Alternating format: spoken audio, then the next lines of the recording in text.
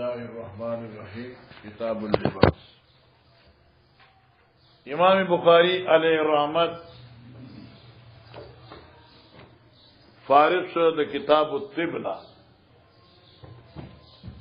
امام بخاری شروع کی کتاب اللباس.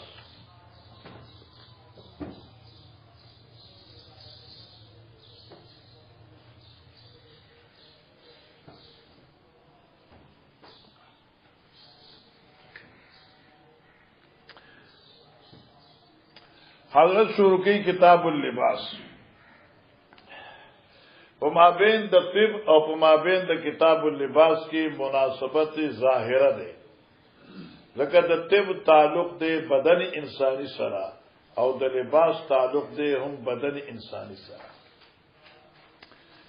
طب بیماری علاج سره ختمیږي، دا عیب ده نو په علاج سره ختمیږي. نو بدن انسانی چې کوم دی بدون لباس د لیدو شی نه دی، او په لباس سره الناس باللباس، او چې لباس وباسي بیا عین کې ځان ته ګوري نو په خپل به چې داسې شی نه دا خیال ورته کومري سیوا، او چې بیا خاص کر کې سخت ګرمي وي اور ار یو شی الاخري پنا ان بیا به څه حالت وي. او دې لپاره د لباس او دا طب په مابین کې مناسبت کامل ده. خلاصه دا چې کتاب اللباس کې 103 ابواب دي،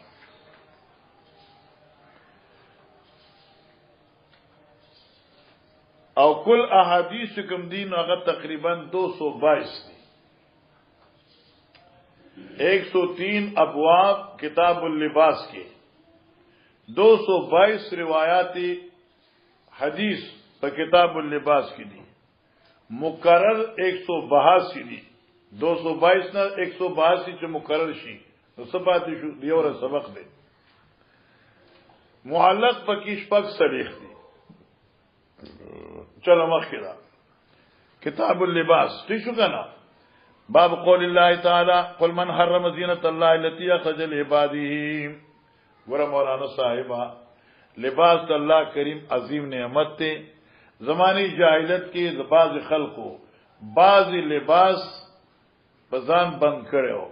خاص کر کے بعض جاہل خلچو نو د بیت اللہ شریف د طواف دوران کی هم به بزان لباس بند کرو، بربند کو تک تک تور برا روانو آلو یا قافلہ ور پسی روانو عذیب چنخن غرابا حق الیک العانیہ عبیدک الیمانیہ. منگا د یمن تور تک قارغان روان استا کورتا بربند روان پروان اشتے زمنگا. او چرا بغل بیت اللہ طواف کو نارینو درزی او خذو د شپې ایو لاس به په مخ کې بټوي خور بل لاس به وستي خور ونه شي او دا به چې بس اليوم يبدو كله او بعضه فما بدأ منه فلا احله. اللہ کریم توبیخ بان فرمائے من حرما چا حرام کرے پتا سبحان زینت اللہ اللہ اللہ الناس باللباس واہ اللہ سمر مہربانی التی اخرج لعباده اغه چلا پیدا کړ خپل بندیانو لرا عزت خروج ولی زکه چې دا لباس د پنبې نه جوړیږي او د پنبې تعلق سره دی ازما کې سره دی. وقال النبي صلی الله علیه وسلم كلوا واشربوا والبسوا، خره حلال اسکے حلال، والبسوا اور اغوندے، وتصدقوا اور اللہ په نام خیرات کوي، خفي غیر اسراف ولا مخیلۃ، په دې حال کې چې اسراف بنوي صحیح اسراف بنوي ولا مخیلۃ او تکبرنی ورو تکبرنی. وقال ابن عباس كل ما شئت والبس ما شئت ما اخطأتك اسنتان صرف و مخیلت. توجہ کا ابن عباس کل ما اشیتا خرچ صدی خوخوی چی حلال وی مانا بخیر لگئے، والبس ما شیتا او اغن دا اغا جامع چستا خوخوی چی حرامنی. ما اخطأتك اسنتان سو پر چتا پری خودن کے دو گناونو لرا چی صرف و مخیلا، یو تکبر بل اسراف، اسراف نہ کہے بخوراک کے، اسراف نہ کہے پہ لباس کی، تکبر اور غرور نہ کہے تو کھاؤ اور پیو اور کھلاؤ اور اڑاؤ مغیرہ. قال حدثنا اسماعيل قال حدثني مالك عن نافع عبد الله بن دينار بن زيد بن اسلم يخبرون عن ابن عمر ان رسول الله صلى الله عليه وسلم قال لا ينظر الله الى من جر ثوبه خيلاء. لا ينظر مراد نفی د نظر مطلقه نه دی بلکې نفی د نظر رحمت ته. معنا الله د رحمت او د شفقت په نظر باندې نه ګوري. هر هغه چاته څوک خپل صادر او خپل قمیص خپل پټ کې راخي په دې ځمکه باندې په تکبر سره. جی باب دې په بیان د مزمت هغه چا جر ازاره چې دې راخي خپل لنګ من غیر خیلاین پوجګنا بغیر د سنا. معنا باب دې په بیان د جواز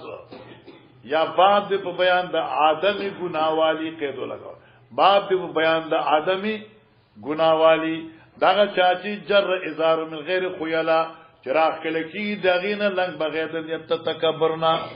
الک لک بوډا سره دی یا لک یو سره داسې دی چې هغه ساده ځان خبر ني پوجګنا او د خپل ځان خیال نه ساتي او کله یو پیسې وګد شي او کله یو لنډ شي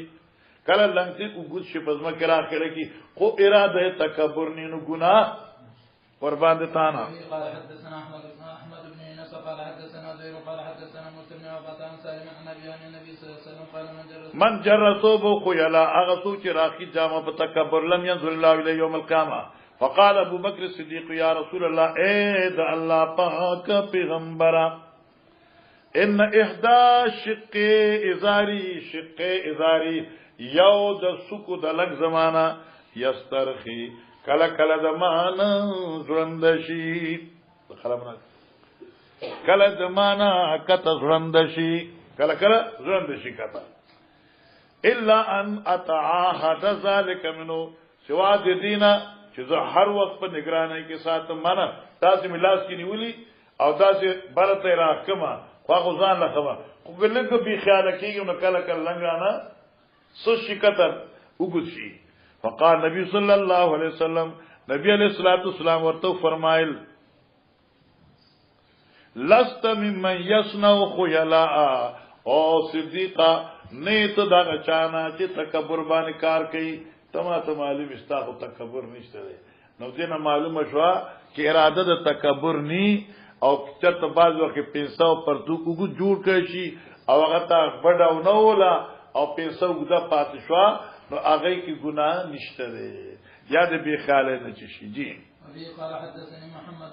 حدثنا عبد الاعلى عن يسمع عن الحسن عن ابي بكر قال خسفت الشمس عند النبي صلى الله عليه وسلم فقام يجلس مساجدا حتى عسى المسجد وسار الناس وصلى ركعتين فجلي عنه ثم اقبل علينا وقال ان الشمس والقمر ايه من ايات الله فاذا رايتم منها شيئا فصلوا وادعوا الله حتى يكشفها.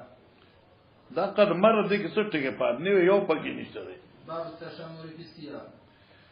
باب التشمر فی الثياب باب دې په بیان د اوچتولو د جامو. زمون په اصطلاح کې د ازاري بډي وهل یعنی باب دې په بیان د اوچتولو د پرتوګ او د لنګ. معنا حضرت علیه الصلاۃ والسلام چې ته د حضرت د لنګ چې وو علا نصف صافو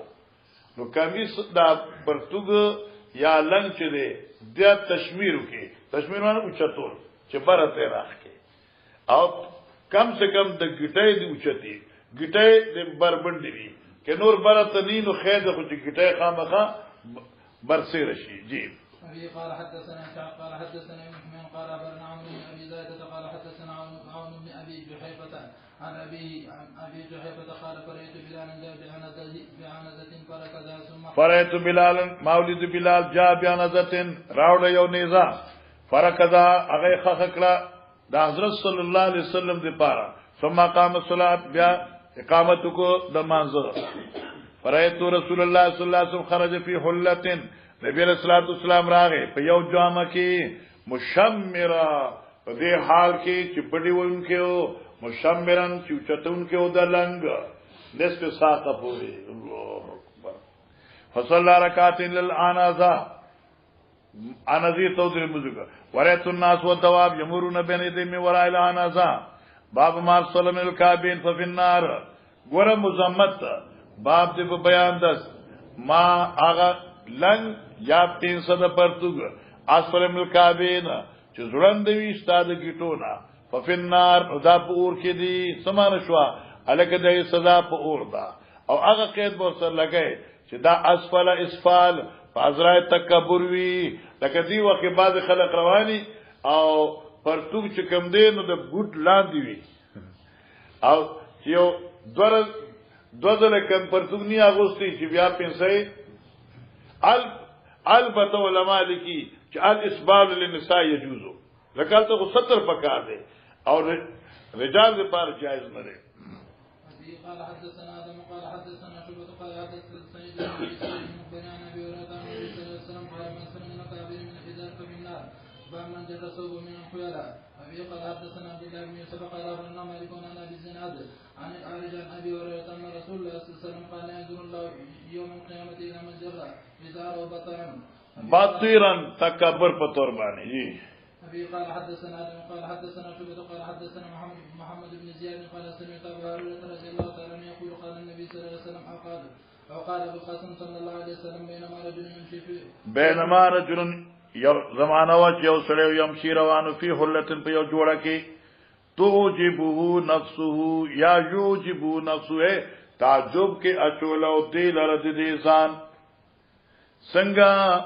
مرجل یومنا یا مرجل جمته په دې حال کې چې دې منګزون کې د خپل جمعې او جمعه وخت په درې قسم دي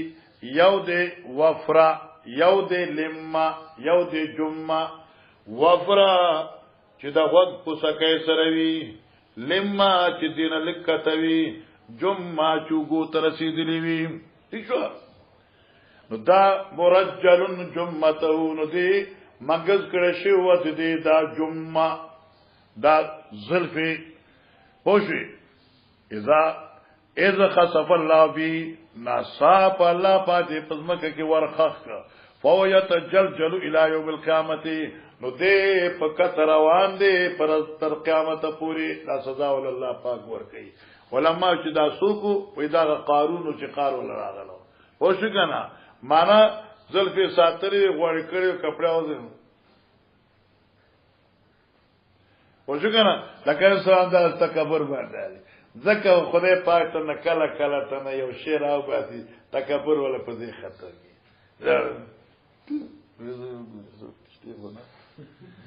دا ګور خدای نظام دی غب خبرنه ز صوفي مکنه دا زما د صوفیت فن دی چې دا کله کله سوچ کوم چې شکر وباسي چې دا انسان نه تیزوزي او که دې تیز نه وته نو دې وخت د اولویت دعوه کړی و کله کله دې په ډیر مشکین زغره سوای وانا شيء انا بس اغارتي پورا شي پزيش ها ابي قال حدثنا سعيد بن مفين قال حدثنا الليث قال حدثنا عبد الرحمن بن خالد عن ابن شهاب عن سالم بن عبد الله ان ابا حدثه ان رسول الله صلى الله عليه وسلم قال بينما رجل يجر ازاره خسف به خخر شده فهو يتجلجل في الارض الى يوم القيامه جي تابع يونس عن الزهري ولم يرفع شعيب عن الزهري ابي قال حدثنا عبد الله بن محمد قال حدثنا وهب بن جرير قال حدثنا ابي عن عمي جرير بن زيد كنت مع سالم بن عبد الله بن عمر على باب داري په دروازې د کور دي فقال سمعت ابا هريره سمع النبي صلى الله عليه وسلم نه چلو ابي قال حدثني مسروق بن صدق قال حدثنا شبابه قال حدثنا شعبة لقيت محارب بن الدسار لقيت مقامك شما محارب ابن دسار محارب ابن دسار سره دا محارب چې دا سدوسیو او د کوفی عظیم الشان قاضی دې سره زم ملاقات وکړه علا فرزن په یو از د روانو پاس او یاتی مکانو پاسورو مکان تراته خپل زیتا الذي يقضي فی هغه مکان د کوم کې دی فیصله کوله معنا محارب چې په اسورو او عدالت گاه تراته د قضا زی تراته فصالت عن هذا الحديث ماغنه تاسو کو په اړه د دې حدیث فحدثني اغه ما ته بیان ک قال دي سميت عبد الله ابن عمر ما اورید عبد الله ابن عمر رضی الله تعالی عنہ يقول قال رسول الله صلى الله عليه وسلم من جر صوب من مخیلت د تکبر د غرونا لم ينظر الله الیه یوم القیامه یہ نظر در رحمت. فقلت لمحارب ما محارب اذکر ازاره یہ حدیث کو غرازی من جر صوبه نو آیا عبداللہ ابن عمر چې حدیث بیانو نو صرف صوبه ویلو یا ازاره ذکر کړو ازار ذکر کړو قال محارب وی ما خص ازارا ولا قمیصا حضرت ابن عمر چې حدیث بیانو جر صوبه ویلو تخصیص ازار د قمیص نو کړي دینه معلومه شو چې قمیصم عادت نو وګدوي دا په تکبر کې راځي پرتو وګدوي تکبر کې راځي دا پټکي دا شمله دا دمره پکات لکه یو زرا علا قدر زرا وګره داس او یا کم سے کم الی نصف الظهر او د نصف الظهر نه کته هغه په صوبې خیالا کرا دي تکبر لکه بعض علاقو کې دا شمله کناټونم کته ضرورت دی کناټونم کته او دې زمانه کې غنورم ډېر لوی لانجی دي خاص صاحب جبلة ابن سهيم وزيد بن اسلم وزيد بن عبد الله بن عمر النبي صلى الله عليه وسلم وقال ليس الناس مثله فتاب موافقت کرنے نافع موسى بن عقبہ اور عمرو بن محمد وقدامہ بن موسى عن سالم بن عمر النبي صلى الله عليه وسلم من جر صوبه مان دا ټول متابعین ذکر کړ اشاره دی طرف ته دا چې حدیث کې مطلق من جر صوبه دی قید د قمیص او د ازار نشته دی مان دا شو چې هر جامه چې د حد نه مخکې کوي نو هغه تکبر په نیت وي نو بس ګناه دی لکه صادر دی اغوستي په سر اشول نه کا صادر دی په ځان باندې اغوستي او بیا دی پوس کې د کړي په دلار رواني ورغه په ځمکه راخل کیږي دم په تکبر کې راځي جی باب الازار المحدب باب دی په بیان د صادر زنډیدار محدب د خطبه نه دی او هغه روایت بیا را روان دي محدب د خطبه نه ده او د پیجنې اته توګه اته د ژوند شي نو دا خطبه شو زنډیدار لکه بعضی صادر داسي وي چې دغه تانوي پغی باندې بانني نغی ته وی صادر محدبه زنډیدار تاسو غشي دا صادر کم یو ده شنوه لکه دا خدام بیا لکه تړلې دي خو چې دا ورسره نه لکه دې ته محدب وي زنډیدار ماشاء الله ماشاء الله. ويذكر عن الزهري وابي بكر بن محمد وحمزه بن ابي وسيد ومعاويه بن عبد الله بن جعفر انهم لبسوا ثيابا محدبه اغسطو دوی جامه داسې محدبه زنډیدار جی. ابي قال حدثنا ابو جمان قال ابن شعيب عن الزهري قال اخبرني عروة بن الزبير عن عائشة زوج النبي صلى الله عليه وسلم قالت جاءت امرأة رفاعة القرزية رسول الله صلى الله عليه وسلم بس دا آسان دی ها وانا جالس عند ابو بكر فقالت يا رسول الله اني كنت تحت دا عائشہ بیوی زناستو ما دا رفاعه قرزی خضرالا یا رسول الله انی كنت تحت رفاعه زغد رفاعه په نکاح کما فطلقن یغی مال طلاق راک فبت طلاقین مغلظ کړه فتزوجت بعده عبد الرحمن ابن الزبير اغه نه پس ما عبد الرحمن زبیر سره نکاح وتړه وانه والله امام او یا رسول الله او بشک شان د خبره ده قسم می دی په الله باندې اے د الله پیغمبر نشته دې سره مگر الا مثل الهدبه شان دې زنډیدار زنډه وګوره بس واخذت هدبتن من جلبابها او اینیو یو زنډه د خپل جلباب نه د الله پیغمبر بس دغه شی ده نو دوسو څه نشته انی دیگی نہ کہنا مطلب تو نہ دے دے فسمع خالد بن سعید قولها خالد بن سعید دې دا وینا واورida او بالباب په دې حال کې چا په دروازه کې لم يؤذن له لاغیت د دن راتو اذن نو ور کړی شوی تو قالت حاشیوی فقال خالد یا ابا بکر خالد اے ابو بکر صاحب الا تنهازی اما تجهر به عند رسول الله صلی الله علیه وسلم اے ابو بکر صاحب دا زنانا نمینه کہے دا خبرنا چې په زورک د عزت مخې کوي چې ما مو الله حدبت صوبیو بیا وته چې داسي مینه کہے نه دی بیا د بلا دا سوی وای پوجگنا فلا زائد والله ما يزيد رسول الله صلی الله علیه وسلم على التبسم عادت مسکید او خبری ولا اوریدی وقال الله رسول الله صلی الله علیه وسلم نبی علیہ السلام ورته لعلك تريدين ان ترجي لا رفاع جی بالکل حتی لا نشتله حتى يذوق وسيلتك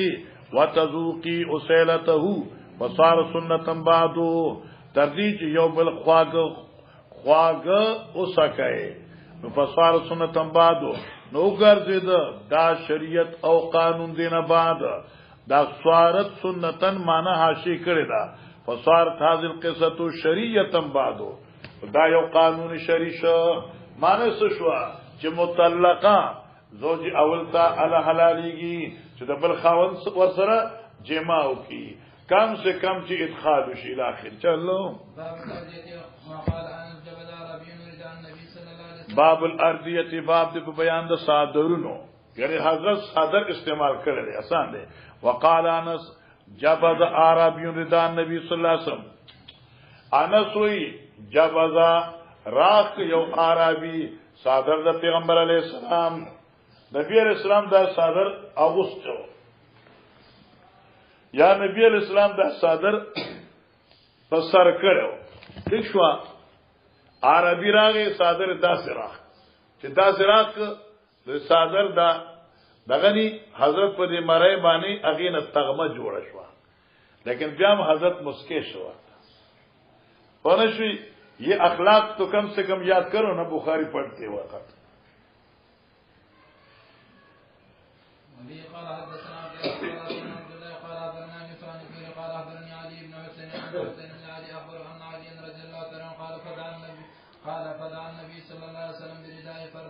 بس فدعان نبی صلی اللہ علیہ وسلم بردائی راو وقت پیغمبر پاک اخبر صادر فارتدا بھی دا صادر واغست بس ثم انطلقا بیا روان شو یمشی روانو وطباتو او علیوی نبی پاک پسیوما انس و زید بن حارثہ حتی جعل بیت اللذی فی حمزتو تردی چرائے حضرت اغا کورتا چپائی کی حمزہ میں حسدو فاستعزنا فاذنو لہو دنتو اجازت وقت او دیور اجازت ورکا مقصد ایراد حاضر حدیث ہونا جواز استعمال الارضیہ کلاس او التفصیل قد مر فی المغازی چگہ حضرتی حمزہ شراب کلو چلو باب لبس القمیص باب جو بیان دا غسطو دا قمیص مقصد البخاری جواز القمیص تیسرا قمیص اغسطیشی اور قرآن کی ذات یوسف علیہ السلام تبارک لی اذهبوا بقمیصی هذا فالقوا على وجه ابي ياتي بصيرا نمرات دا جو قمیص ہو قال حدثنا قتيبة قال حدثنا حماد بن ايوب عن ابن عمر ان رجلا قال يا رسول الله صلى الله عليه وسلم ما يلبس المحرم من الثياب فقال النبي صلى الله عليه وسلم لا يلبس المحرم القميص ولا السراويل ولا البرنس ولا الخفين الا اللہ یجدن نالن کی چر دے پھنے نممی فلیلبس ما اسفل من الكعبین واد غندی داموزی پدا سے حال کی جو کعبین لاندے کو سکڑی ہوئی ابي قال حدثنا عبد الله بن عثمان قال برنا ابن عيينة عن عمرو سمع جابر بن عبد الله قال النبي صلى الله عليه وسلم عبد الله بن ابي بعد ما ادخل قبره فامر به فاخرجه وجعل ركبتيه ونفس من ريقه والبس قميصه والله اعلم والله اعلم دا حدیث مکی والله اعلم بحکمت النبی صلی اللہ علیہ وسلم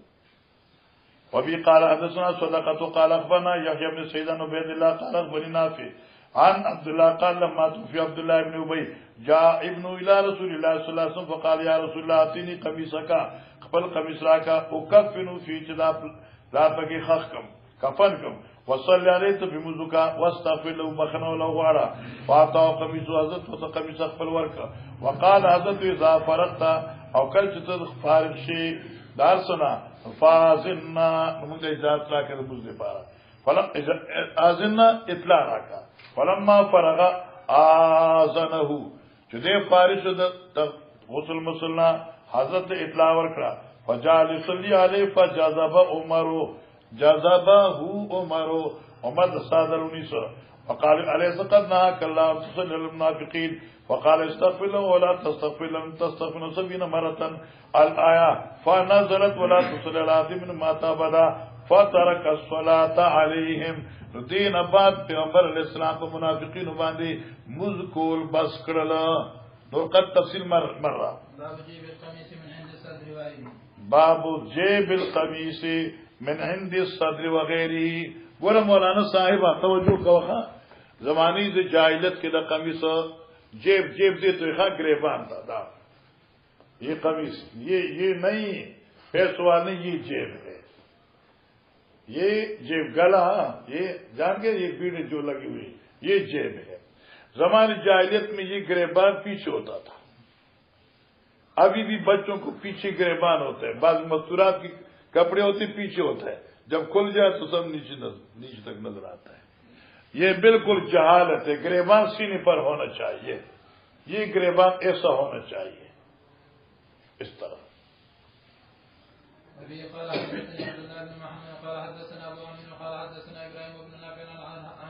تکڑا چنے ٹول مقررات تھی ہاں پتہ لگی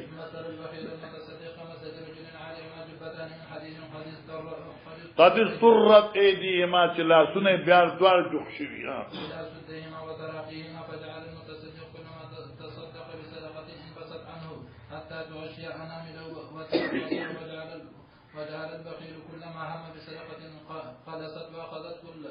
قلصت لنشی واخذت كل حلقه او اورسی هر یو کڑا بمکان اخبر زیدا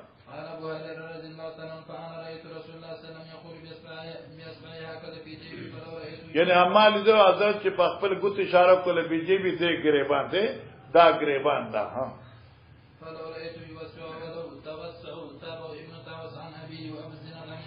فلو رأيته يوسع حضرت دا کلاو ولا توسع کلاوي تر معنا تبه وګوري دا سره چې دای په خپل گریبان کلاوي خو کلاويږي بنا ګوره بعض علاقو کې دا قمیص داسي کنه دا گریبان دي داسي او دلته د کپړو بیړي لګي دي دا جیب دی وګو باندې داسي دام خلاف شرع ده شاته هم خلاف شرع ده سینې باندې راشي دا صحیح ده ځکه چې دلته دا بیړه اوښلې دا نو بیا قمیص وکړه تراشي که دلته دا بیړه اوښلېږي نو خیر ده سره پکې بربندېږي نه واصل گریبان دلته پکار دي جی تابع ابن طاووس عن ابي وبالزناد عن الاعرج في الجبتين وقال جابر عن الاعرج جنتان وقال حنزلة سمعت طاووس سمعت ابا هريرة الجبتان باب من لبس الجبة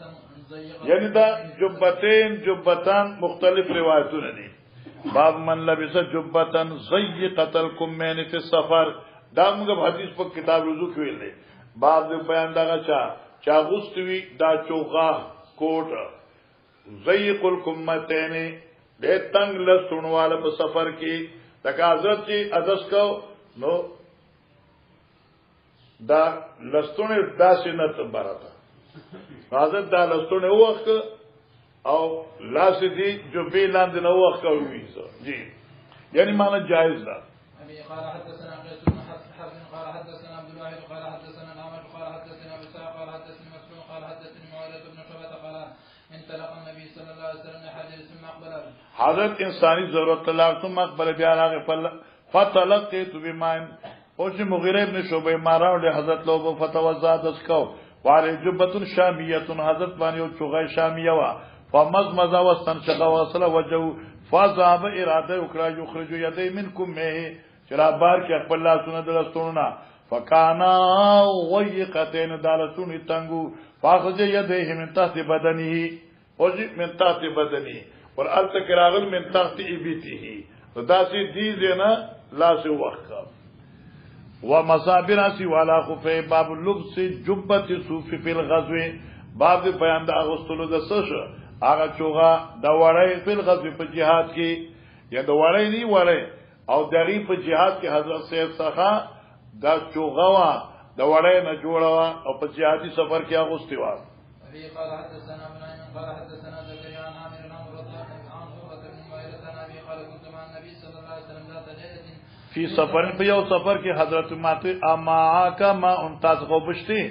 قلت ما نام او فنزل عن راحلتي حضرت سوالنا کشف مشار روان شو حتا توارا انی دا سلار چې زمانه پړ شو دته وی تاسو ابو داود چې کله شروع کړو ویلو زازاب ابعد فل مذهب نو لري بت آداب دي او توارا انی نو لار پناش دمانه فی سواد الليل په تورش پګه تک تورش پوا خو بیا ملار الله الله ثم جاء بیا چراغ فرقت علی داوا ما وال په حضرت باندې وبد لوټینا فغسل وجهه يديه وعلى جبة من صوف فلم يستطيع ان يخرج طاقت نو چې لسونه لیچ بار کړي وي زرای حتى اخرج ما من اسفل الجبة دلاند طرف ته چوغینا فغسل زرای ثم صبراتی ثم اويت بیا ما قصکل انجا خفت مزي واسم قالوا اداهما فإني أدخلتهما طاهرتين فمصالي ما قد مر باب القباء وفروج حرير وهو القباء ويقال والذي له شق من خلفي جزما فخنه باب القباء باب دي بیان د کوټ وفروج حرير او کوټ رخمي وهو القباء او دغه فروج تم غټ کوټ وای ويقال ولشيد چې والذي لو شق من خلفي دا قبا یا دا فروج دې هغه کوټوي چې روستونه شقوي څنګه بعض کوټونه د قمیص په شان دي غانه شقي کنه او بعضی بالکل په مرکز باندې اتنه شقوي نو اگر هغه خدي خپ دي چې ته کېنی نو دا دغه اخر تقسیم شي کوټ خرابيږي نه او چاروس نشلیدلی نی کنه او داسي نو چې ته کېنی نو کمیس په شان الله هغه خراب شي خو بهرحال اسی غخي خو چې بعد خلک تنګي چې واجه داسي راکی کنه عجیبونو کلاس واجه بالکل بیا یو رزق خان دي په لار روان خان دی هغه دا ما نه خوند راکې نو استغفر مخکې د طالب جانا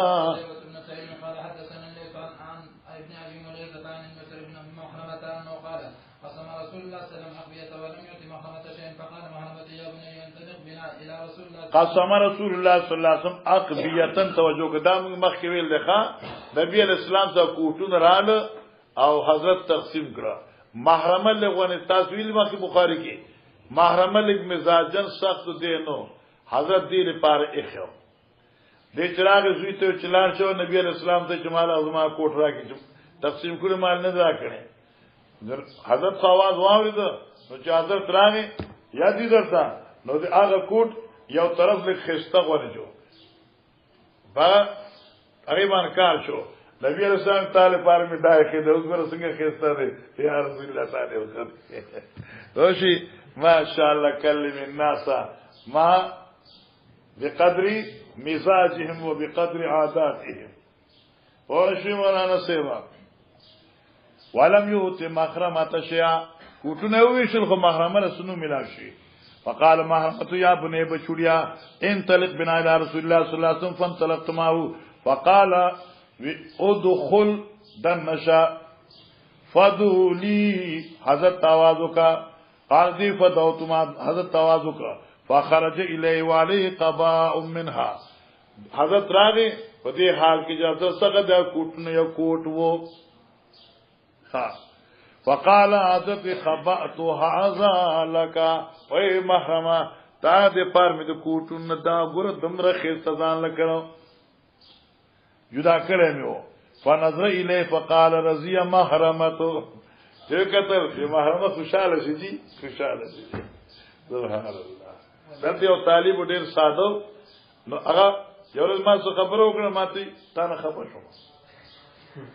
هغه دې ساده سره او د شاپورو زه تا نه خبر شوم ما ولې خبر شو تا دا خبر وکړم ښه بیا دا خبره مې کوله نو زه خوشاله به اوس تا نه بالکل خوشاله شوم مزاج دا اوس تا نه زه بالکل خوشاله شوم نو بیا مولا څه شی ورکنه ما ګوره بیا آینده به نه خبرې نه اوس بالکل نه خبرې وشي چې تدریس پس بیا مې غوسه کړ وې بیا خفه شوم دغه مزاج داسې ادمي فرضیه محرمه خوشاله شي قال حدثنا قتيبة بن سعيد قال حدثني الليث عن يزيد بن ابي حبيب عن ابي خير عن عقبة بن عامر انه قال اوتي لرسول الله صلى الله عليه وسلم فروج حرير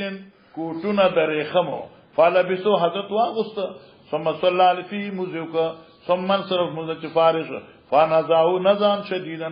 په ډېرې تیزه سره وخت د حدیث قد مره کل کار له پشان د بدجنون کی ثم قال لا ينبغي هذا للمتقين صاحب عبد الله بن يوسف بن الليث وقال غير فروج حريرنا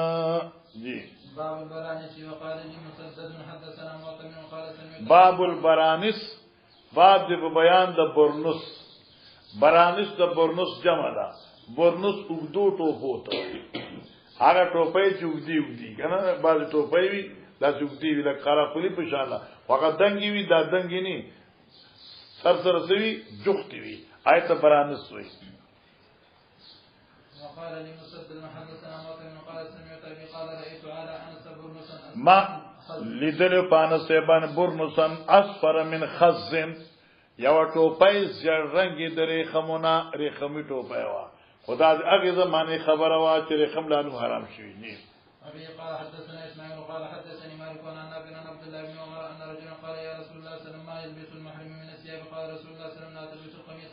ولا العمائم ولا السراويلات ولا البرانس ولا الرقاق الا احد لا يجد عليه فليلبس خفين وليقطعهما اسفل من الكعبين ولا تلبس من الثياب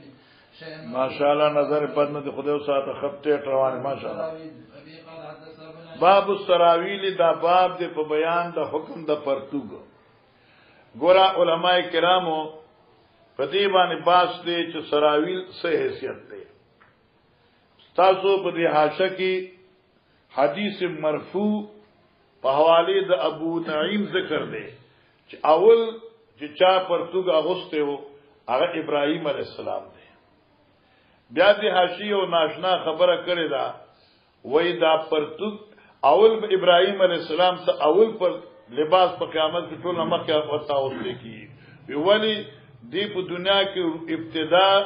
ټول مخه ابتدا یو داسي سیز کړي وا چې هغه اکمل فسق دروا اوس لنګ دې کنه لنګ کې لګونه به خیال شي کنه دار څه خرابي او پرتوګ چې کوم دینو دا چې په خلکو جوړاو هغه ارث بیا ناغي کې خو سره بالکل بنابر باندې دا اوسنی پرتوګونه خو باجامي دي هغه کې ارث اخکاری خو شي کنه په لګوندا پرتوګ درن پکاري او دا خطګ نه دی دا کولاو پکاري باز ډېر کینی به احتیاطي چې دا خطګ لنډي نور څه برابر اخکاری دا هیڅ فائدہ شو پرتوګ مطلب دا چې بدن دې پټ شي بدن دې نخ کاری او دا آیا پیغمبر علیہ السلام اغوست دے کے نہیں تو بعض علماء چې پیغمبر صرف اغوست دے خدا قول لک ضعیف دے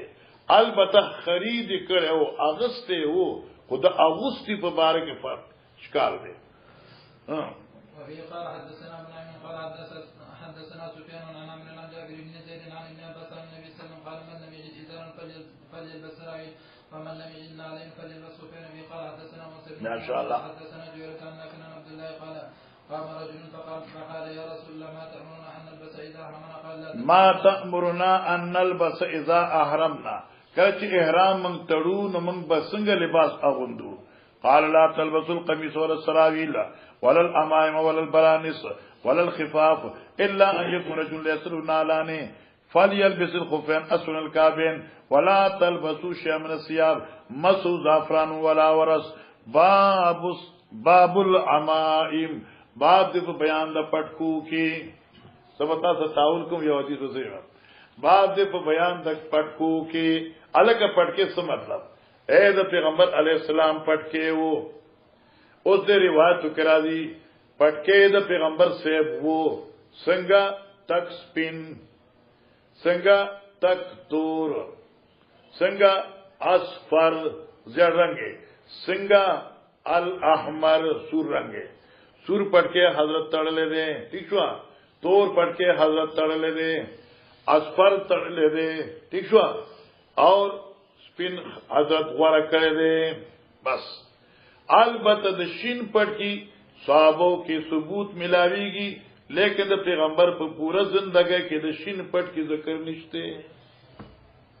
په دې باندې محدثینو باسونه کړی دي. الحاوی جلد اول صفحه 33 آیت دې باندې ذکر کړی چې پیغمبر سیر شین پټ کې نو د په سر کړي نه شنه جامه حضرت خوخه کړی و. ٹھیک شو جی قربان دتا نا. نبی قال حدثنا علي بن عبد الله قال حدثنا سفيان قال سمعت الزهري قال اخبرني سالم عن ابي عن النبي صلى الله عليه وسلم قال لا يلبس المحرم الخميس ولا الغمام. تاند قلم نی پکار مار راکدا زما کتاب دې ټول خراب.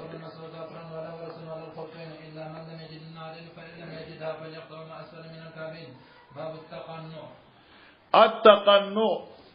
باب دې په بیان د تقنع کې. تقنع وی سر پټول. ها یو تقنع دې ته ګوره دا لکه نن سوا چې خلک صادر ما درځي دا تقنع دی. پیغمبر علیه الصلاۃ والسلام په خپل ژوندۍ کې یو ځل دا تقنع کړی سر پټ کړی. کله چې حضرت په ارادي د هجرت ابو بکر کور تراغه او غرمي وختو حضرت داسې کړو. اوس علماء چې حضرت صاحب داسې ونی کړو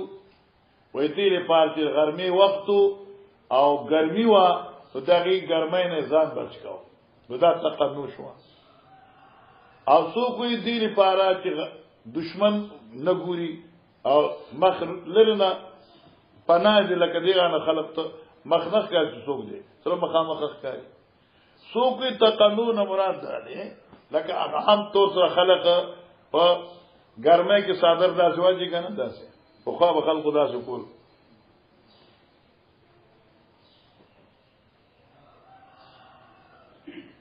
وسوم دې ګورونو کې خلک داسې کوي و اصل تقنع مراد ده. ونن سوا خدا تقنع د علماء او د مفتیان او حضرات او د احمد سے اپوزو کا رواج جوړ شو. خدا دل پر ثبوت نه ملایي. ها کې دې نه کړه استاد خو خطا. چلو خرج النبي صلى الله عليه وسلم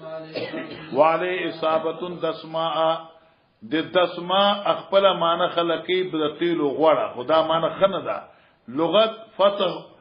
او قسطلانی وغیرہ وی چې مراد دینا تو رنگ ده. وقال انس عصب النبي صلى الله عليه وسلم على راسي خاشيه بردن تړلو پیغمبر اسلام په خپل سر باندې یو سوکا د بردي صادر دی. ابي قال حدثني ابراهيم بن موسى قال اخبرني شمام محمد عن الزهري عن عروة عائشة رضي الله تعالى عنها قالت هاجر الى الحبشة من المسلمين وتجهز ابو بكر مهاجرا فقال النبي عائشة هاجر الى الحبشة من المسلمين هجرت کرو حبشے ته د مسلمانانو وتجهز ابو بکر مهاجرا او تیار شو ابو بکر هجرت کوونکې. کله چې مکې نه خل حبشے ته تل ابو بکر صدیق سے ہجرت لپاره بالکل ځان تیار کړو. فقال نبی صلی الله علیه وسلم علی رسلک نبی اسلام صدیق دمه کوا فینی ارجوز امید کوما ای یؤذن لی چما تبجات ملاوشی. فقال ابو بکر او ترجوه ایت اراده د هجرت کئ بیاو بی ابي انت زمال مور پلاتانو قربان شي. قال حضرت نام او فابس ابو بکر نفسه پیغام ابو بکر اخبر ځان د هجرت ته حبشینا ایثار کا له صحبتی لوی د مرګچا د نبی علی السلام وعلى فراحلتين او دو سورلو ته واخور کول پانی ورکول کنه او فراکونه ورکول دو سورلو تا کان تاندو چې دې سخوي ورق السامورا اې د کی کربوټي 14 شنو سلور میاشتې دا تمخ ویل مغازیو کې. قال عائشة رضي الله عنها فبينا نحن يوم جلوس في بيتنا في نحر الزهيرة نهر الزهيرة په سینه د غرمې یا تک نه غرمه. قال قائل لأبي بكر هذا رسول الله صلى الله عليه وسلم مقبلا متقنعا یعنی پټون کې د سر فی ساعتن په یو داسې ټیم کې لم یکن یاتینا فیها چې دې ټیم کې واځه زم کو ته چته نه راغله. فدن له بی ابي و امي زار شي قربان شي په دې شخصیت باندې زمان مور خپل. سبحان الله. والله قسم دې په خدای پاک باندې ان جاء به فی هذه الساعه لامرنا البته تحقیق راتل کړی دی په دې پیغمبر باندې علیہ السلام پدی سخت ټیم کې لامر یو اهم کار څلوي کار دی وجاء نبی صلی الله علیه وسلم جی وجاء النبي صلى الله عليه وسلم فاستأذن فأذن له فدخل فقال حين دخل أبي بكر اخرج من عندك ابو بکر صدیق ته د کونه د افراد باسه تاسو خبره کومه قال انما هم اهلك بابي انت يا رسول الله دا خو ستا بیبی دا یو امور د ام رومان دا عاشق نو خصوص نشته خبره کوي چې څه اهم خبره ده حضرت ما ته اجازت ملاو شوې دي په هجرت کولو کې قال فصحبتا یعنی اطلب الصحبتا ما بزان سره بیا بیان ته ام یا رسول الله قال نعم يا قال نبی رسول الله فخذ بابي انت يا رسول الله قال استغفر الله قال صدیق اکبر وی فخذ واخل بابي انت يا رسول الله احدى راحلتياتين دي دو سوالو کنه یو سوالی تو اخلا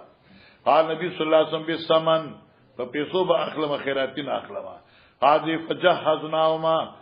قال تاسو فرمای فجهزناهما من دي دواړو ته تیارې د سامان سفر وکړه احصل جهازا پوش کنا هغه سامان د سفر وصنعنا لما سفرتن امغه جوړ کړل پاد یو دسترخوان فی جرابن په یو سرمنشه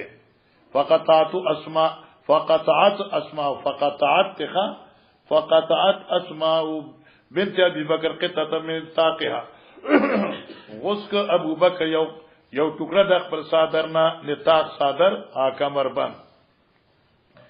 فاوقت بالجرابه نو دې سره کسوړه د خوراک چې کومه هغه اترلا فلذال ک کانت تسمى ذات النطاق دق وجد چې دې ذات النطاق وي په لپوشي ثم لقى النبي صلی الله علیه وسلم ابو بکر بغار فی جبل بیا نبی رسول ابو بکر لال په یو غار کې هغه تغار سوري په فی جبل په غار کې یقال ثور دیغت ثور وی جبل ثور وی فما کسفی ثلاث لیال حضرت دل تدریج پی پاتشا یبیت عندهما عبد الله ابن ابي بکر ابو بکر یو زیو چنمی عبد الله ابر هغه دوی څنګه د شپې پاتشا ادي و غلام داسو دا الک شاب زوان لقین دیر او خيار سقيف سمانا دیر زکی عبد الله ابو بکر سے زوی چو خزانو لقن دیر زیاد پویا سقيف زکی ذہین فیدخل من اندما سهرن داخل دبا دوی څخه سحرن په پښمنی کې فیصبح ما قریش بمکه نبیابا لار ساربو کو قریشان سره په مکه کې دا فیدخل په زیبان دا بل ټکی دا واغلا فیرحل ماندا نو اصل دا دی فیرحل من عندهما سحر دا عبد الله صاحب دوینا پښمنی به د غار سور نو وته نو ساربو قریشان سره په مکه کې کول کبائتن پشان د شپه تیرون کی په مکه کې ٹھیک شو مطلب وشي حاصل دا چې ابو بکر صاحب زوی چو کنه هغه به دوی څخه راغی د شپې به دوی څخه چې پښمنه بشه ته د غار نه وکوشو الله په ډېر لوی الله د مری سیوا ته چلای پته نه ترې هغه نه وکوشو کوته بلاړو د بشه چې ټیم سره کنه نو دې مې کور راوته نو خلکو د ابو بکر جو خدا نه بیا بدل ته خلکو سره غازوی بچ څه خبرې کولی د صدیق د حضرت سے او د صدیق په مقابله کې نو دې بعد درځي یادولې چې شپه بشو په تیار بشو بیا بلار نو ټول خبرې په فلان کې دا وی فلان کې دا وی اوس هغه دا تل کې به اوس پدا کې اټول خبرې به نبی پاک ته ویلې ها نو فلا يسمو امرا من یادکا کبایتن من پوښتنه کنا ما قریش به کبایتن د بیتوتت نه پشان د شپه تیرون کې پکور فلا يسمو نبا برد یو کار یک امرن یکادان به ده یکادان د کې نه ده نب اورید یو خبر یکادان به چې مکی والو بد حضرت سے خلاف سازش کو الا وعاها اب زکیات کا حتا یاتی ما بخبر ذلک اليوم ما خام نبی علیہ السلام ته د دې رد پورا حالات او بیان کړل تیشوا حين یختلط الظلام چې کله به تیار خور شو او خلقو ته پته نه لګیدا ويرى عليهم عامر بن فهيرة او سرول و په دې غربانی بيزي عامر چې زوی د فهيرة دی دا مولا ابي بکر دی منحه من غنم اغلن کی ګډي بيزي فيريحه عليما جما خان بني ذکر ده کنه د دې غر ته دا بيزي او شړلې او هغه کې پایولشل او روغن به غار ته دنه وړلې حتا تذب سات من الشا جما خان بشه فيبيتان في رسلما نبی علیہ السلام اور ابو بکر شپه به تیرول په پای دودوي کې رسلها حتا ينق بیا عامر بن فهيرة بغلس تر دې چې تیار بشو اے نو چېغه بکر عامر په دې بيزو شړلو باندې په پښمنی تیارې کې آی وخت به مکه ته رسولې انو بیا چې سارجن بیا به غر تراخي جوړې یا فرزال کا کل ليله من تلك الليالي الثلاث ما شاء الله مخلا باب المغفر باب المغفر باب د بیان د مغفر خود ورته وي جنگي ټوپای جی ابي قال حدثنا ابي قال حدثنا دا دي سمه کې تعویل دی حدثنا مالك بن عبد عن انس بن مالك ان النبي صلى الله عليه وسلم دعا عام الفتح وعلى راسه المغفر داخله عام الفتح کله چې مکه فتح کېدا حضرت په سر باندې مغفر خودو یعنی خول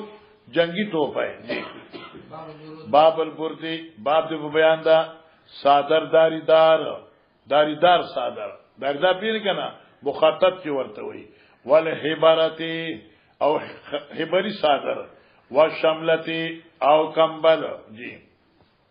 وقال حباب شكونا الى النبي صلى الله عليه وسلم متوسل منګه شکایت کو حضرت سے ابتدا فاقی پدا سے حال کې متوسدن بردتن لو حضرت تکیا لګون کېو خپل یو صادر سرا برده تلو چې د حضرت یو صادرو مانو د نبی پاک صادر استعمال کړي دي ابي قال حدثنا اسماعيل بن عبد الله قال حدثني مالك عن اسحاق بن عبد الله بن ابي طلحه عن انس بن مالك قال كنت امشي مع رسول الله صلى الله عليه وسلم نجراني غليظ حضرت ما صادر نجرانی او غلیظ الحاشته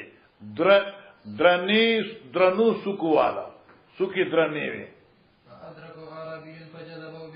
حضرت صلی اللہ علیہ وسلم طور سے عربی رائخ کا پا صادر دا حضرت جبزتن شدیدتن پا سخت را کلو سرا حتی نظرت الى صفحت عاتقی رسول اللہ تردی چه ما اوکتا اغا غارا دا اوگی دا پیغمبر علیہ السلام قد اثرت بیا خاشیت البردی چه پاگی من دی صادر اغا سکو نخراخ کلی اللہ اکبر لیکن گورا ثم قالوا یا محمد مرلی من مال الله الذي عندك حکم کما دے پارا دا مال په بارے کې جتا سکے سوالم کې په طریقې سره لیکن وا پیغمبر صلی الله علیه وسلم اللهم صل علی محمد الف مره بعدد كل ذره فالتفت الى رسول الله صلی الله علیه وسلم ثم حضرت وکتل وہی خندل سوالم کې حضرت حسین کې ثم امر له بعطاء به ورکه ولا دې له دې مور کې چې سمره شي غواړي ورکه ولا الله اکبر ابي قال حدثنا قتيبة بن سعيد قال حدثنا يعقوب بن عبد الرحمن عن ابي حاتم عن سعيد بن سعد قال جاءت امراه ببردة قال را له وخذا په یو قیمتي صادر جوړ کړی شوی سرا سالوی هل تدن مل بردا ونام او یا شملتو منسوج فی حاشیتها دا صادر دی چې ګل کاری کړی شوی دی په سکو باندې او دا موږ مخ کې ویل دی چې بیا صحابي راغی مارا خزاله کفن کومه شابه تخته قالت يا رسول الله صلى الله عليه وسلم نسجت هذه بيدي نسجت هذه بيدي دا ما په خپل لاس پویلې دی خپل په لاس می جوړ کړل دی جی اکسو کها تاسو ته در کومه لپاد استعمال فاخذ رسول الله صلی الله علیه وسلم محتاج الیها واسه دا صادر نبی علیہ السلام د دینه په دې حال کې چې حضرت ته دې ضرورت وو فخرج الینا ويورد نبی علیہ السلام راغ مسخه وانها لازار داد حضرت لنګو فجس حال من القوم یو قوم یو کس لګید خدا سے لاس کی واغ خدا سے کہ دا زبردست صادر دی فقال یا رسول الله اكسنيها ما ته واغوندا قال نبی صلی الله علیه وسلم واخلا فجلس ما شاء الله حضرت لیکن اس فی المجلس په مجلس کې ثم رجع بیا حضرت لا فطواها کو تلا اکور کې دا صادر اون غفت ثم ارسل بیا الیه بیا دا صادر دې سړتا ولېګا چا واخلا بي فقال القوم ما سنت خذوا نکړه یارا سألتها یا حضرت دا صادر وقت وقد عرفت انه لا يرد سائلا تا پر حضرت سوالګر نه مرد کی فقال رجل والله ما سالتها ما دا سوال نو کړي الا لتكون كفني يوم اموت دا بزان له کفر کوما قال صالح فكان كفن بیا واقع دا کفن جی قال حدثنا ابو اليمان قال اخبرنا شيبان عن الزهري قال حدثني سعيد بن المسيب ان ابا هريره رضي الله عنه قال سمعت رسول الله صلى الله عليه وسلم يقول يدخل الجنه داخل الجنه من امتي زما امت زمره يودلا هي 70000 شغب اویا زروی مګه مخویل خدای یو ټکه پکې نشته تزي وجوههم پړقیږي بدایي مخونه اضاءه القمر بشان د چمک د سپوږمۍ الله الله فقام عكاشة ابن محصن یا محصن يرفو نمرتن علی دی پزامه صادره چولا اوچت کا وی ادعو الله علی یا رسول الله ان یجلنی منهم مال پار دعاو کا چلا مام دی اردو نو گردی فقال اللهم اجعل منهم ثم قال جمن الانصار فقال يا رسول الله ادعو الله يجرني منهم نبی رسول الله سبقك وكاش مخدا ابي قال حدثنا عبد الله عاصم قال حدثنا ومن قتادة عن انس قال لو اي ثياب كان قلت له ما انستوي اخلاص کا اي ثياب كان حب الى رسول الله صلى الله عليه وسلم نبی علیہ السلام ته کپڑوں کې کما کپڑا زیاته خو خوا وی الحبارات حبری جامه چې کوم په یمن کې جوړا وا هغه د نرم بوازکه د مالوچنه به جوړا وا وبي قال حدثنا عبد الله بن اسود قال حدثنا معاذ حدثني ابي قتاده عن انس بن مالك كان احب الثياب الى رسول الله صلى الله عليه وسلم ان يلبس الحبره غور جامع چې حضرت باغوستي هغه حبری جامع وي وبي قال حدثنا ابو اليمان قال ابن شوان زوري قال ابن ابو سلمة بن عبد الرحمن بن عوف عن عائشة زوج النبي صلى الله عليه وسلم اخبرته ان رسول الله صلى الله عليه وسلم حين توفي کله حضرت صلی الله علیه وسلم وفات کړ شو سجیا حضرت پټ کړ شو ببردن حبارتن هغه صادر حبری باندې باب الاکسیه والخمائس باب الاکسیه اکسیه جمع د صدا د کساده او کسا معنی صادر دی والخمائس جمع د خمیسون دا او په معنی کمبل گلدار کمبل نو یعنی دا کمبل او دا صادر د دې دوه استعمال حضرت صاحب کړی دی وبي قال سنا يحيى بن بكر قال سنا لسان قيلان بن شاب قال ابن عبد الله بن عبد الله بن عتبة ان ناشط عبد الله بن عباس قال ابي لما نزل برسول الله صلى الله عليه وسلم هر کجب حضرت سے باندې تکلیف راغې نو توفیقا شروع شو یترخو خمیستن لولا وجه یترخو اچولا به خپل هغه کمبل ګوټه په مخ باندې داسې مخ به پټ کا ها فیضا تم چې کله بساډو بي زیاته شوا کاشفان وجین الصدر وي مغن لریکا فقال نبی پاک وی وهو په دغه حال کې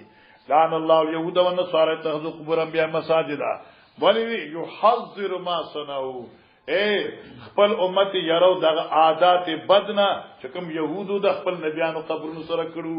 او بي قال حدثنا مسلم قال حدثنا اسماعيل قال اخبرنا ايوب عن حميد بن هلال بن برده قال اخرجت الينا عائشه كسان حضرت عائشہ رضی اللہ تعالی عنہا یو رضی اللہ بار کې او صادر و ازار غلیظا یو لنگ خضرن لنگ فقاد قبض روح النبي صلی الله علیه وسلم فی هذین د پیغمبر علیہ السلام روح مبارک بدی دو صادر کې اغسطه شو شاباش ابي قال حدثنا موسى بن اسماعيل قال حدثنا ابراهيم بن سعد قال حدثنا ابن شهاب عن عروة عائشة رضي الله عنها قال صلى رسول الله صلى الله عليه وسلم في خميسة لولا اعلم فنظر الى لا اعلام دغید پار نخوي فنظر الى اعلام حضرت دغید نخو تو قتل نظرتن یو خیال باندې یو نظر فلما سلم السلام واړو اذهبوا بخميستي هذه لا بجام ايت اوسه فإن الهتني انفن صلاتي واتوني بانبجانيه بجام بن حذيفه بن غانم من بني عدي بن كعب دا مخه ترشید شابه باب اجتماع الصماء باب د بیان د اغسطو د صادر سما چې ځان را چاپیره کی او ځان پکې لرګي کی اصلا شابه تکرشه پاونی اورو قال حدثنا عبد الله قال حدثنا عبد الله عن حبيب عن حفص بن عاصم عن ابي هريره رضي الله عنه قال رسول الله صلى الله عليه وسلم عن المنامسه والمنابس وعن الصلاتين بعد الفجر حتى ترفع الشمس وبعد العصر حتى تغيبا وان يحتبي بصوب الواحد ليس على فرج من الشمس دا سواته او مقامات پینځه د اخکاری مخکې قال ده مشابه خندا خشن قال لها رسول الله صلى الله عليه وسلم عن لبستين وعن بيعتين نعن الملابسة والمنابذة في البيت والملامسة لمس رجل صوب الآخر بيده بالليل أو بالنهار ولا يقلبه إلا بذلك ولا يقلمنا أرينا وإذا صادر زمان شفل السربة دانه جو کلاو کی جدر منگا خوڑل لیکن سم سادر ہے جی اغوات یو سرے بل سکت جامع وین بذل آخر صبح ویکون ذالک بیوما من غیر نظر ولا ترازن نئے قتلوی نئے خوشحال کروی تا اخبر صادر ما تو وردو اغب زماشی حضب اخبر صادر تا تو ورد آبستاشی وہ تو خدا دنہ کو مخی دا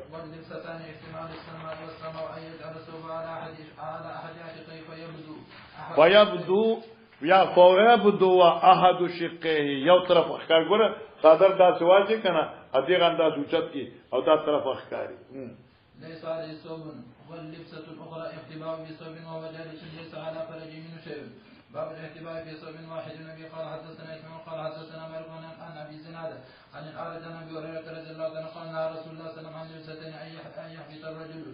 ان يحتبي الرجل احتباء ان يحتبي الرجل في صوب واحد ليس على فرج من شيء وان يشتمل بصوب واحد ليس على احد شقيه ليس على احد شقيه یو طرف بان صادرنی اغه طرف بربندوی وعن الملامسة والمنابذة شاب تکړه ټول دی ویل مخلد أخبرني ابن جرير قال أخبرني ابن شهاب عن عبيد الله بن عبد الله عن أبي سعيد الخدري أن النبي صلى الله عليه وسلم نهى عن اشتمال السماء وأن يختبئ رجل في صوب واحد ليس على فرج من شيء. باب الخميسة السوداء باب د بیان د تور کمبل یا لوی صادر تور رنگي موږ ته شړای ګلدارا لکه شیر عالم دا سر شړای سپینه دا او ډډو ته ګولونه دي زنګ په علاقو کې به تور شړای وي او په ډډو باندې به ګولونه وځي. أبي قال حدثنا ابن أمي قال حدثنا إسحاق بن سعيد عن أبي سعيد بن فلان بن سعيد بن عاصم عن أم خالد بنت خالد أوتي النبي صلى الله عليه وسلم بثياب فيها خميسة سوداء صغيرة فقال من ترون أن فيها خميسة سوداء صغيرة يوخ کمبل ګوټه او تور رنگه لندونه فقال حضرت فرمائے من ترون ان نکسو هذه سوق وای چې زدا صادر لند ونه دي چغي تواب شو فسکت القوم چوب شین لند ونه صادر وکنه بیر تاسو معلوم دي چې دا ول ورکما نغي غل شو فقالوا اتوني بام خالد اگر اول من رادا فوتيه بها اگر اوسته شو تحملوا چوچته کړ شي وکنه فاخذ القز خميسه بيدي حضرت دا کمبل واسه په خپل لاس فال بصاغله وکړه قال وی ابلی زور کا واخلقي ابلی واخلقی یوم زور کا خو استعمال کا وکان فی علم احذروا پای کې نخیش نیوی ګلونا او اصفر یا زړوی فقال یوم خالد هذا سنا دا خسته ده وسنا بالحبشیه بمعنی حسن حضرت سنا هذه سنا دا خسته ده ام خالد توي او سنا په لغت حبشی کې اچھا مزیدار جی. أبي قال حدثنا محمد بن مسنى قال حدثنا ابن أبي عدي عن ابن عون عن محمد عن أنس لما وجدت ابن سليمان قالت لي يا أنس انظر هذا الغلام فلا تصيبن شيئا حتى تعودوا به إلى النبي صلى الله عليه وسلم يحنكه. دا چې پیدا شو انس ته چې داستا مې رضی رور دي او د خیال کو څونه خرسار وختي به حضرت تبوذی چاول تحنیک کی شابه. فإذا وفي حائط وعليه حميصة خرسية وعليه خميسة خريسية ٹھیک دا او دی حضرت باندې یو صادرو د خریسی علاقی جوړ ٹھیک شو ها او څوک جدا یو سړی دی د خزاعه قبیله نه اغه نوم دی وهو حضرت یسم الزهرا داغه لګاو په اوخ باندې الذي قدم عليه في الفتح فكم اوخ باندې نبی علیہ السلام فتح مکی په وخت راغلو زبس به لشو راغله